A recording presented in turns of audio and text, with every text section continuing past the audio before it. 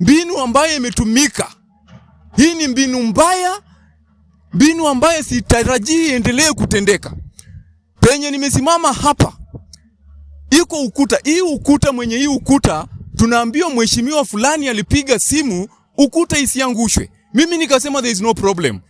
If mheshimiwa amepiga simu ukuta isiangushwe, who will save my properties? Mimi sijuani na mheshimiwa mwenye alipiga simu. Mimi sielewani na yeye. Hii barabara itakana ilimo kuanzia kwa chief kuteremuka mpaka huko chini.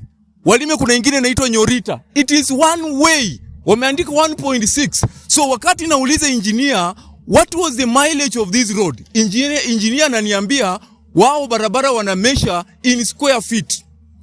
Hesabu yangu yenye nilisoma na hesabu ya barabara, there is no difference. You can never measure distance in square feet. Gate yangu imeangushwa chini ndio hii. Gate ya mabati. Kwa mtu kama mimi, hii gate ya mabati ni same as gate ya chuma. The higher the income, the higher the expenditure. The lower the income, the lower the expenditure. Barabara hii hatukukataa isipite, but tulitaka tupewe muda, tutoe mali yetu isiharibiwe. Sasa watu wamepanda mahindi, wamekuja wamelima miti, wameangusha kwa mahindi, yote imeharibika. Next time mkitaka kufanya maendeleo lazima muuzishe wale watu ambao wanahusika. Wanachukua vijana wenye wanakunywa pombe chang'aa ndio wanaenda public participation, wanasema barabara ifunguliwe, alafu wakifika hapo wanasema bomoa ya huyu na usibomoa ya huyu. Kwa hivyo hatujaona kama hii ni usawa. Si usawa, na sisi hatukatai maendeleo, lakini maendeleo gani ya uharibifu? Jina langu ni Mariam.